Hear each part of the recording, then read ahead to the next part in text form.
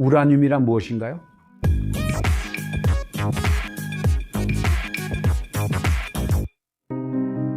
안녕하세요. 엔지니어링을 사랑하는 여러분, 저는 이고르 펠리피입니다. 오늘은 중요한 논란의 소재를 이야기하겠습니다. 그리고 그 용도는 대중의 이익을 위해서도 해악을 위해서도 사용될 수 있습니다. 바로 우라늄입니다. 하지만 우라늄이란 무엇일까요? 우라늄은 중금속 계열에 속하는 화학 원소로 주기율표에서 화학기호 우로 표시됩니다. 우라늄은 원자력 에너지 생산과 핵무기 제조에 사용되기 때문에 가장 잘 알려진 원소 중 하나입니다. 우라늄은 방사성 원소로 알파, 베타, 감마 입자를 방출합니다. 우라늄은 방사선 방출 특성으로 원자력 에너지 생산에 활용됩니다. 예를 들어 우라늄의 핵 분열은 열을 발생시키는 데 사용되며 이 열은 원자력 발전소에서 전기로 변환되죠. 우라늄은 자연적으로 지각에서 발견되며 놀랍게도 지구에서 가장 풍부한 원소 중 하나입니다. 하지만 우라늄은 순수한 형태로 발견되는 것이 아니라 우라나이트나 카르노타이트 같은 광물에서 발견됩니다. 세계에서 가장 큰 우라늄 매장량은 카자흐스탄, 캐나다, 호주, 러시아, 남아프리카 공화국, 미국 등 몇몇 국가에 집중되어 있습니다. 이들 국가는 세계 우라늄 생산의 대부분을 차지하고 있습니다. 우라늄이 자연에서 발견되는 형태는 그것이 존재하는 광상의 종류에 따라 달라집니다. 그리고 그 형태와 마찬가지로 우라늄의 추출 과정 역시 위치한 광상의 종류에 따라 달라집니다. 이러한 우라늄 광상에는 세 가지 주요 유형이 있습니다. 바로 화성암 광상, 사암 광상, 그리고 퇴적암 광상입니다. 화성암 광상은 우라늄이 화간감이나 유문암과 같은 화성암에 집중될 때 형성됩니다. 이러한 광상은 화산 활동이 있는 지역에서 발견되며 이 광상에서 우라늄을 추출하려면 일반적으로 지하 채굴이 필요합니다. 한편 사암 광상은 우라늄이 모래와 자갈 같은 퇴적물에 집중될 때 해변이나 사막과 같은 지역에서 형성됩니다. 이러한 광상은 사하라 사막과 같은 건조한 기후 지역에서 자주 발견되며 이 광상에서 우라늄을 추출할 때는 일반적으로 퇴적물을 세척하여 우라늄을 분리하는 방법이 사용됩니다. 사암 광상은 인도, 브라질 등 세계 여러 지역에서도 발견됩니다. 에스피리투 산투주 과라파리의 프라이아 다 아레아 프레타를 아는 분들은 이 해변의 토륨으로 우라늄 233 생산이 가능하다는 사실도 알 것입니다. 퇴적암 광상은 우라늄이 석회암이나 셰일과 같은 퇴적암에 집중될 때 형성됩니다. 이러한 광상에서 우라늄을 추출하는 과정은 일반적으로 노천 채굴과 지하 채굴을 모두 포함합니다. 우라늄 추출은 신중하고 적절한 방식으로 이루어져야 한다는 점을 강조하는 것이 중요합니다. 환경적 영향과 인간 건강에 미치는 영향을 최소화하기 위해 책임감 있게 이루어져야 합니다. 광산 회사들은 규정과 기준을 준수해야 합니다. 근로자와 지역사회의 안전을 보장하고 환경 영향을 최소화하기 위해 엄격한 규정을 따라야 합니다. 채굴이 완료되면 우라늄이 포함된 광물의 제거가 시작됩니다. 우라늄이 추출된 후에는 불순물을 제거하고 농축 우라늄의 농도를 높이기 위해 가공됩니다. 하지만 우라늄이 위험한 물질이라면 어떻게 작업자들에게 위험을 주지 않고 채굴할 수 있나요? 우라늄 채굴은 적절한 조치가 취해진다면 안전하게 이루어질 수 있습니다. 채굴 과정에서는 라돈과 같은 방사성 가스가 방출될 수 있습니다. 방사성 입자가 작업자에게 흡입되거나 환경에 방출될 수 있습니다. 또한 과도한 방사선 노출은 암이나 기타 질병과 같은 건강 문제를 일으킬 수 있습니다. 우라늄 채굴의 안전을 보장하기 위해서는 작업자들이 개인 보호 장비를 착용하는 등 적절한 보호 조치가 필요합니다. 작업장 내 적절한 환기와 방사선 노출에 대한 정기적인 모니터링이 필요합니다. 또한 광산 회사들이 관련 규정과 안전 기준을 준수하는 것은 물론 광산 작업의 위험에 대처할 수 있도록 근로자 교육과 역량 강화에 투자하는 것도 중요합니다. 방사성 물질이란 무엇이고 왜 우라늄이 방사성을 갖는 걸까요? 방사성 물질이란 불안정한 원자를 포함하고 있는 물질을 말합니다.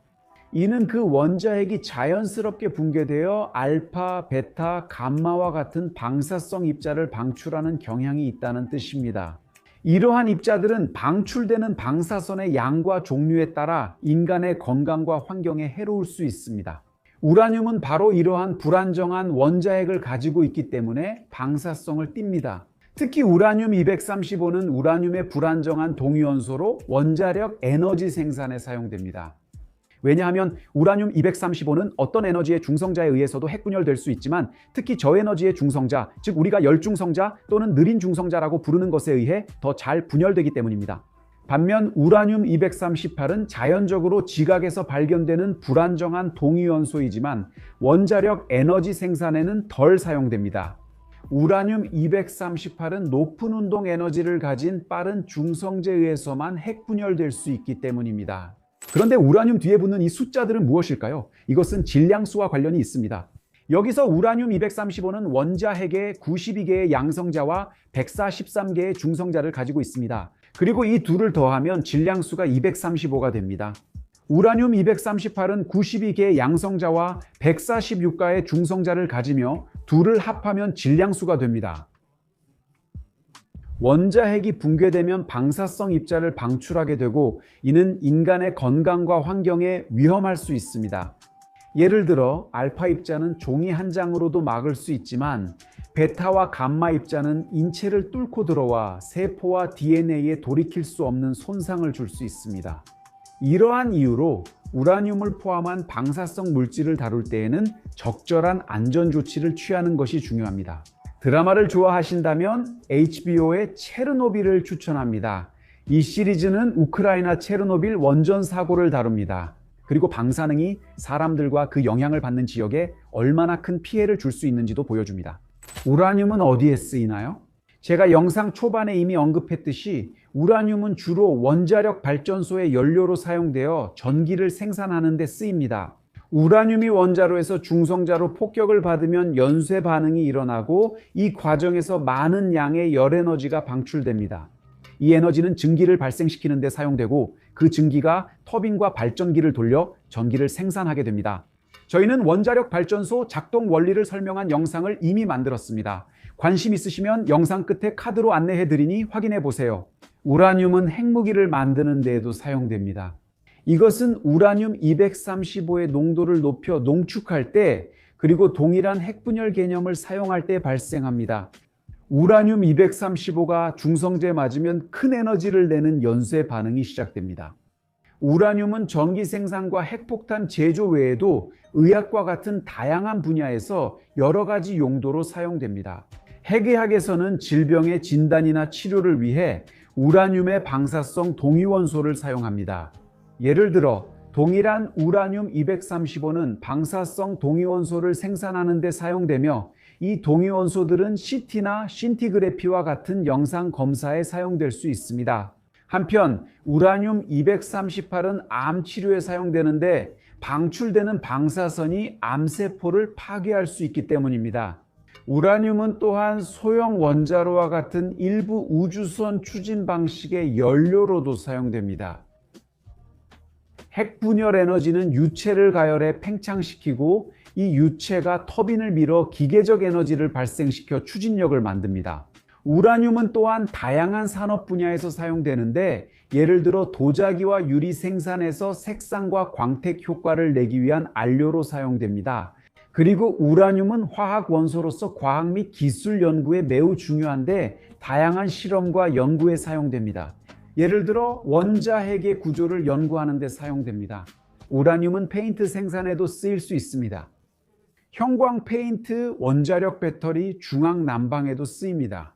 다양한 용도가 있지만 우라늄은 매우 방사성이 강한 물질이기 때문에 그 사용이 엄격하게 규제되고 통제된다는 점을 강조하는 것이 중요합니다.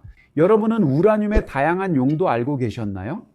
여러분은 우리가 정의 생산을 위해 이 원소를 더 많이 사용해야 한다고 생각하시나요? 여러분의 의견을 댓글로 남겨주세요. 저도 궁금합니다. 옆에 여러분이 좋아할 두 영상이 있습니다. 하나는 제가 핵발전소에 대해 이야기한 영상입니다. 영상이 마음에 드셨다면 좋아요를 눌러주시고 채널 구독과 영상 공유도 부탁드립니다. 더 많은 사람들이 우라늄에 대해 알 수 있도록 도와주세요. 이만 인사드리며 엔지니어링을 사랑하는 여러분 다음 영상에서 뵙겠습니다.